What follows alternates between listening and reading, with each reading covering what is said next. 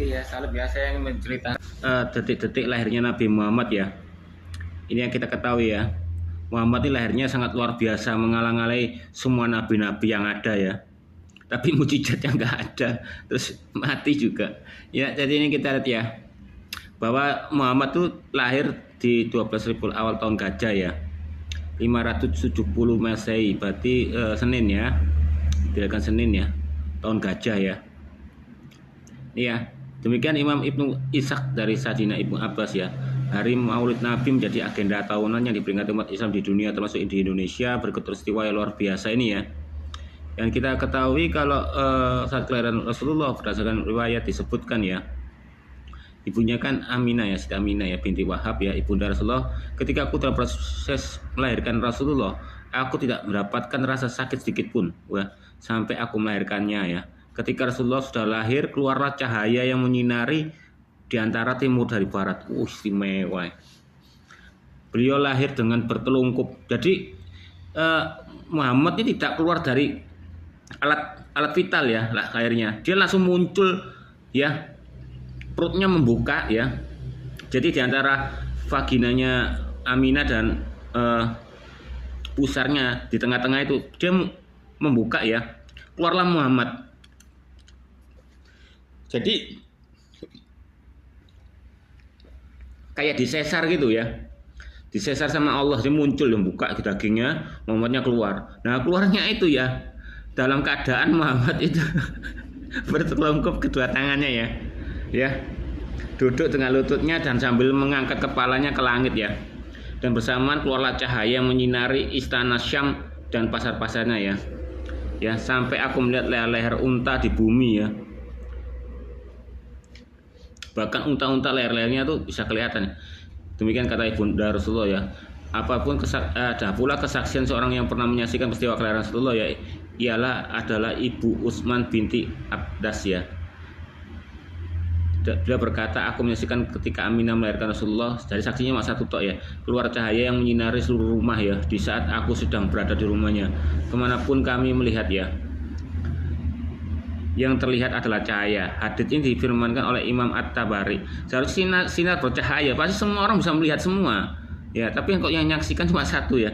Banyak sekali hadis-hadis menyebutkan ya bahwa seluruh anggota tubuh Rasulullah serta wajah beliau bercahaya. Ada sahabat yang berkata, aku punya pertanyaan yang bertahun-tahun yang tak sanggup aku sampaikan karena wibawa Rasulullah. Karena cerita-cerita tentang wibawa Rasulullah itu ada orang yang bertanya pada Al-Bara, apakah wajah itu seperti pedang sehingga orang yang melihatnya ketakutan? Tidak, wajahnya seperti rembulan. Wajahnya kayak rembulan ya, kayak Allah SWT ya, bulan sabit. Nah, Ka'b bin Malik menceritakan ketika mengucapkan salam kepada Rasulullah, aku melihat wajah beliau berseri-seri karena kebahagiaan. Jika merasa bahagia, wajah Rasulullah berseri-seri seperti rembulan. Ya, dewasanya waktu Muhammad dewasa juga begitu ya. Cahayanya berseri-seri seperti rembulan. Ada banyak referensi menguatkan bahwa kelahiran Nabi jelas terang benderang disinari oleh cahaya nur yang tidak bisa dinafikan ya, sehingga dilihat oleh seorang Yahudi di Mekah. Nah, orang Yahudi di Mekah, tapi Yahudi nggak pernah ya menulis sejarah ada cahaya bersinar benderang di kota Mekah. Dalam kitab Nurul Absar bin Manaqib ya, An-Nabiyil Mukhtar karya Syekh Mumin ya, Azab Al-Janji ulama Sunni abad ke-13 ya, pada halaman 27 di sana diriwayatkan ada seorang Yahudi di kota Mekah yang menanyakan tentang peristiwa Nabi Muhammad dari indikasi cahaya terang benderang yang ia lihat di malam itu ya. Katanya di 13 Hijriah ya. Di sana ada orang Yahudi di kota Mekah yang menanyakan peristiwa kelahiran Nabi Muhammad, indikasi dan cahaya yang terang benderang katanya ya. Dalil lain menguatkan ada yang kitab Unyul Azhar ya, karya Al-Hafiz Muhammad Al-Yamari halaman 1 dari pengakuan Fatimah binti Abdillah yang menyaksikan cahaya yang benderang itu pada malam itu dengan ucapan, aku tidak melihat dari rumahku melainkan cahaya yang terang benderang ya. Selain itu kitab Al-Ghazi Al-Kubro karya Imam Jaluddin Asyuyuti halaman 83 melewatkan hal yang sama ya, dari ucapan Sayyidah Aminah ya, ibunda Rasulullah menyatakan kebenaran. Yang menyatakan kebenaran ibunda Rasulullah sendiri ya. Cahaya terang benderang itu dengan ungkapnya, aku menyaksikan cahaya memancat dari kepala bayiku Muhammad hingga menembus langit. Gila ya. nyentrongnya wajah Rasulullah seperti bulan yang bersinar. Dalam bait-bait sholawat kita sering mendengarkan ucapan berikut. Begitu hebatnya lahirnya sinar beneran, tapi tidak melakukan banyak mujizat ya. Anta samun, anta baturnya, anta nurun, bukan nuri, anta iksiru, wa kali anta misbah usuduri. Artinya engkaulah matahari, engkaulah rembulan, engkaulah cahaya di atas cahaya. Di atas cahaya. Engkaulah kesturi, engkaulah wewangian, engkaulah cahaya hatiku. Ya. Dan Sayyidah Aisyah berkata, aku minjam jarum dari Hafsah binti Rawahab ya untuk mencari jahit. Jarum itu jatuh, aku mencari tetapi tidak menemukan. Maka ketika Rasulullah masuk, kelihatan jelas jarum yang hilang itu karena pancaran sinar wajahnya ya. Wah. Rasulullah bertanya, hai Humairah, mengapa engkau tertawa? Aku berkata, begini-begini ya Rasulullah, aku cerita peristiwa itu. Kemudian Rasulullah berkata, hai Aisyah, malanglah orang yang diberi kesempatan memandang wajahku, karena tidaklah seorang mukmin atau kafir kecuali mengharapkan melihat wajahku. Wah, banyak yang ingin melihat wajahnya ya. Surat NU online ini ya mengatakan ya, siapakah 4 wanita yang menemani proses kelahiran Rasulullah? Ya, kita lihat ya siapa ya. Ya, pintu-pintu surga dibuka lebar, sementara pintu-pintu neraka ditutup rapat-rapat ya. Gila ya. Neraka tutup rapat-rapat ya, pintu surga terbuka lebar. Ribuan malaikat turun ke bumi ya, sehingga memenuhi seluruh gunung di Mekah. Bulan terbelah ya. Jadi ada yang ini bingung, bulan terbelah karena Muhammad ini lahir, atau bulan terbelah itu yang di hadis mengatakan pada akhir zaman bulan akan terbelah, atau sudah Muhammad tuh dewasa membelah bulan. Berarti bulan ini banyak bolak-balik ya berarti ya. Dan bintang bersinar begitu terang ya, semua kejadian ajaib yang menyambut kelahiran Rasulullah. Namun di samping ada satu kejadian yang tidak kalah menarik, yakni perihal siapa yang menemani Aminah ketika melahirkan Rasulullah pada abad ke-12 ya. Pertama, Abdul Muthalib ya, kakek Rasulullah tengah bermunajat Ka'bah, sementara Aminah sendirian di rumah, tidak ada pun yang menemaninya. Dia dalam kesendirian, Aminah menangis karena tidak satu pun yang menemani dan membantu dia ya. Di saat hendak melahirkannya. Di tengah kegalauan itu tiba-tiba muncul ada 4 perempuan ya. Ini 4 saksi ya dalam rumah Aminah, merujuk kitab An-Namitul Kubra ya, Al-Alam ya. Diuraikan buku Happy Birthday Rasulullah, mereka begitu cantik, anggun, kemilau. Wanita yang pertama menghampiri Aminah, ia kemudian berkata pada Aminah, sungguh berbahagialah engkau wahai Aminah. Wanita pertama melanjutkan, kalau Aminah adalah perempuan yang paling beruntung, mulia di dunia ini karena telah mengandung Muhammad, pemimpin setiap insan. Wanita ini kemudian duduk di sebelah kanan Aminah ya. Siapakah engkau, tanya Aminah. Kenalkan, aku adalah Hawa. Jadi saksi pertama yang waktu Muhammad lahir dengan percaya itu adalah Hawa ya, istri Adam ya. Ya, turun dari langit cuma nemani Aminah ya, Muhammad lahir ya. Ibunda seluruh umat manusia, aku diciptakan Allah untuk menemanimu ya, jawab wanita pertama tersebut. Wanita kedua mendekat pada Aminah, ya kurang lebih sama menyampaikan pujian kepada Aminah ya. Sebagaimana wanita pertama, tidak ada di dunia ini wanita yang mendapat kemuliaan dan keberuntungan daripada Aminah. Aminah mengandung Nabi Muhammad yang begitu istimewa, mulia, agung, cerdas dan dermawan dan sangat berwibawa ya. Setelah ditanya Aminah, wanita kedua menjawab kalau dirinya adalah Sarah, istri Nabi Abraham. Berarti roh-rohnya ya kelahiran Rasulullah ya. Kemudian duduk di sebelah kiri Aminah ya. Giliran wanita ketika yang menghampiri Aminah yang menyebut kalau Aminah beruntung ya. Setelah menyampaikan puji-pujian, ya menduduk di belakang Aminah. Lagi Aminah bertanya, siapa kegerangan wanita ketika itu? Wanita tersebut kemudian berjawab, Aisyah binti Musamim ya. Itu juga diutus Allah untuk menemani Aminah. Gak tahu nih Aisyah siapa ini? Aisyah binti Musamim ini siapa ya? Apakah Aisyah istrinya ya mengalami time travel, kurang tahu ya. Tapi kok Aisyah binti Muzamin ya, gak tahu nih. Kini wanita yang terakhir ya, yang maju mendekat Aminah sama seperti wanita sebelumnya. Wanita keempatnya menyanjung Aminah sebagai wanita yang sangat beruntung karena telah mengandung Nabi Muhammad ya. Yang dianugerahi Allah banyak mujizat. Mana mujizatnya? Seorang yang menjadi junjungan seluruh penghuni bumi dan langit ya. Wanita keempat di depan Aminah semakin kagum karena wanita keempat ini lebih anggun berwibawa, meminta agar Aminah untuk tersenyum, tidak lagi menangis.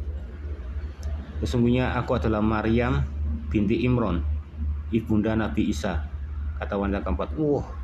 Maria rek, ibunya Yesus menemani Muhammad. Luar biasa ya. dan Aminah menjadi tenang dan damai ya. Oke ya. Ini diambil dari Al-Qadi Iyad ya. Sesungguhnya seperti halnya Nabi Muhammad SAW ya, ada kesemuanya para nabi dan para utusan. Akan tetapi Alama At-Tilamsani berkata sebagai tiap nabi selain nabi kita SAW itu dilahirkan melalui tempat yang berada di atas farja dan di bawah pusar ya, seperti yang saya bilang ya. Sedangkan nabi kita dilahirkan melalui lambung bagian kiri di bawah tulang rusuk dan kemudian kembali rapat menutup. Jadi kayak sesar itu ya, buka tutup ya. Sebagai istimewa khusus baginya, maka tidak ada benar kutipan tentang dilahirkan nabi melalui vagina ya. Begitu pula nabi-nabi yang lain. Begitu pula nabi-nabi semua nabi-nabi yang lain di vagina semua ya, hanya Nabi Muhammad yang enggak dilihat vagina ya. Dan karena hal itu ulama mazhab Malikiyah berpendapat untuk membunuh orang yang mengatakan kalau bahwa Nabi Muhammad dilahirkan dari tempat air kencing. Jadi yang enggak percaya ya kalau Muhammad tuh enggak yang mengatakan Muhammad itu lahir dari tempat kencing akan dibunuh ya. Luar biasa. Oke ya, ini di Asy-Syifa ya. Kalau punya bukunya ya bisa dilihat sendiri ya, di Bida Rif Hukal Mustafa ya, volume 1 halaman 156 ya. Diriwayatkan Aisyah ya. Saya belum pernah melihat alat kelamin Rasulullah SAW ya. Belum pernah diriwayatkan Ali Adul Anhu ya, Nabi SAW berkata tidak ada yang orang yang boleh mencuci kelamin Nabi kecuali aku ya, maksudnya Aisyah ya. Jika ada yang melihatnya ia akan buta. Jadi siapa yang melihat kelamin Muhammad ya, dia akan buta. Saya ingin mengecek ini ya, Asy-Syifa ini ya, nggak ada online-nya ya. Kalau bagi orang yang punya kitabnya Syifa ya, di volume 1 halaman 156 Anda bisa lihat sendiri situ ya. Padahal menurut hadis itu juga ya, kalau Muhammad tuh membak batu untuk mendirikan Ka'bah itu ya, gaunnya itu kan keangkat ya, keangkat saking mininya keangkat, akhirnya kelihatan auratnya. Buktinya banyak yang lihat ya, nggak buta kan ya. Oke, yang kita ketahui kan orang banyak berkunjung untuk menemui Yesus kan, untuk mendengarkan khotbah, minta kesembuhan dan mujizat-mujizat kan. Kalau orang umatnya Muhammad ya datang itu untuk ngintip saja ya. Ini dia Sahih Bukhari volume 9 buku 83 hadits nomor 38 ayat. Diriwayatkan oleh Anas, seorang laki-laki mengintip di salah satu tempat tinggal Nabi. Ya, Nabi berdiri dan mengarahkan anak panah yang tajam atau tongkat kayu ke arahnya untuk menusuknya secara diam-diam. Jadi banyak umat-umat tuh datang ke tempatnya, rumahnya Nabi itu hanya untuk ngintip. Dia penasaran bagaimana seorang kakek-kakek itu mengawini gadis 9 tahun ya. Dan dia penasaran juga bahwa Muhammad ini memiliki kekuatan 30 laki-laki ya, hubungan intim ya, dengan kekuatan. Makanya orang penasaran akan itu ya. Bagaimana sih kekuatannya 30 laki-laki dalam ngesek itu ya. Ya itu tadi. Beda kalau Yesus kan didatengin karena minta mujizat dan minta kesembuhan ya, minta makanan gratis kan. Kalau Muhammad Oke, ini di Sahih Muslim buku 25 hadits nomor 5369 ya. Ya ini sahih ya. Nih, Anas bin Malik meriwayatkan bahwa seorang mengintip ke dalam salah satu lubang di pintu Rasulullah SAW ya. Dia mendapati beliau berdiri mengangkat satu atau beberapa anak panah ya. Perawi berkata, aku melihat seolah-olah Rasulullah hendak menusuk matanya. Oke, ini di Sahih Bukhari volume 9 ya, buku 83 hadits nomor 38b, sahih ya ini ya. Diriwayatkan oleh San bin Sa'd As-Sa'idi ya, seorang pria mengintip melalui lubang di pintu rumah Rasulullah, dan pada saat itu Rasulullah memiliki mitri ya, sisir atau batang besi yang digunakan mengusap kepalanya. Jadi ketika Rasulullah melihatnya, dia berkata padanya, jika aku yakin bahwa kamu sedang melihat pula pintu, akan menusuk matamu dengan ini ya, batang besi tajam. Rasulullah menambahkan meminta izin untuk masuk telah diberitakan agar seorang tidak melihat dengan tidak sah pada apa yang di dalam rumah tanpa izin dari penghuninya ya. Oke ya, ini di Sahih Muslim buku 25 hadits nomor 5370 ya. Ya karena Muhammad pusing ya, banyak yang ngintip-ngintip ya. Jadi Abu Hurairah yang meriwayatkan bahwa ia mendengar Rasulullah SAW bersabda Barang siapa mengintip ke dalam rumah seorang tanpa izin mereka, maka dibolehkan bagi mereka mencungkil matanya ya. Apalagi tambah ini ya, Sahih Bukhari jilid 1 kitab 6 hadits nomor 299 yang mengatakan ya, bahkan Rasulullah menggauli istrinya pada keadaan haid ya. Sehingga Aisyah menambahkan, tidak seorang pun di antara kalian yang dapat mengendalikan nafsu seksualnya sebagaimana yang dilakukan oleh Nabi. Nafsunya begitu besar dengan menggunakan kekuatan 30 kekuatan laki-laki. Ini yang membuat orang jadi penasaran. Kalau di Al-Quran mengatakan kalau Allah itu kan di neraka menghunus alat kelaminnya ya, bagi orang yang di neraka mengkaitkan payudaranya dengan rantai ya, dan mencambukinya dan sebagainya. Kalau di Alkitab kan dibakar aja ya, tapi kalau kita menurut pandangan kita, Allah ini BSDM, tahu BSDM? Suka nyiksa ya. Kalau di dalam ngesek itu BSDM tuh wanita tuh siksa, dikasih tetesan lilin ya, dipecuti dan sebagainya, diikat ya, ya kayak gitulah. Nah sama seperti Muhammad nih ya, Muhammad tuh dia menyukai istrinya disenggamai pada waktu haid. Mungkin dia terasa mendengar tuh istrinya masa kesakitan dan masa enak gitu loh. Dan kedua seperti perawan kan, kalau bersenggama istri yang sedang haid kan, darahnya keluar dari seperti perawan ya. Ini di Sahih Bukhari jilid 1 kitab 6 hadits ya nomor 300 ya. Rasulullah ingin membelai salah seorang istrinya yang sedang menstruasi, yang minta dimulakan isar ya.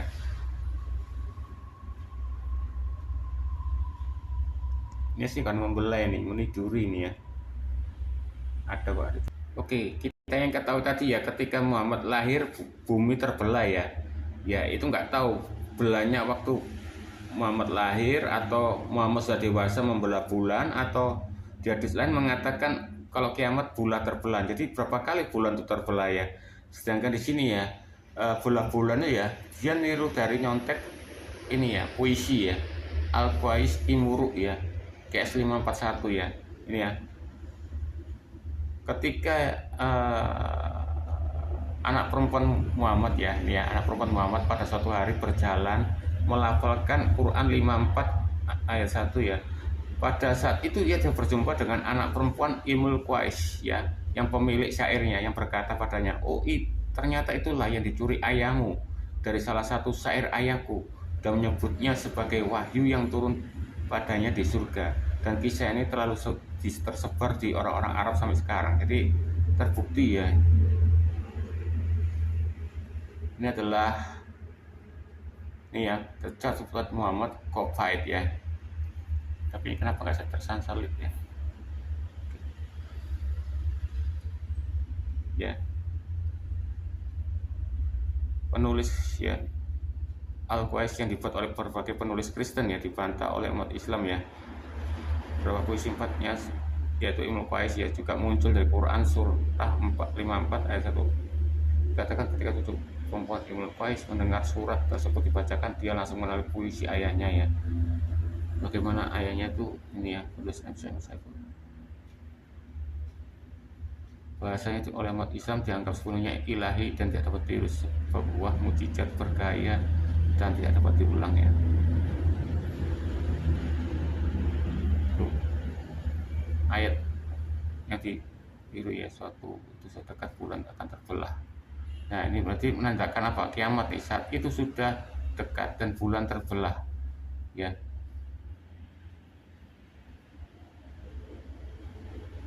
Nah, NASA baru saja menginformasikan bahwa bulan telah terbelah akibat dahsyat gempa bulan. Untuk lebih jelasnya lihat gambarnya ya.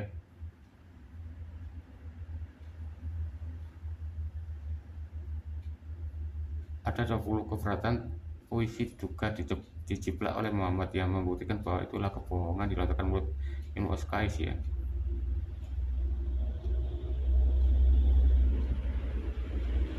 Ini adalah isi dari puisinya ya. Saat telah dekat dan bulan telah terbelah dari kijang yang memburu hatiku lalu melarikan. Nah ini yang dikopi Muhammad tuh hanya saat telah dekat dan bulan telah terbelah, tapi kijangnya nggak ditulis ya.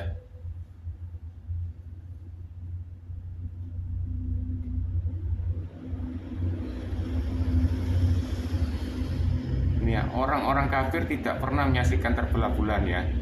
Orang-orang Arab tidak pernah berbicara sama sekali tentang terbelahnya bulan.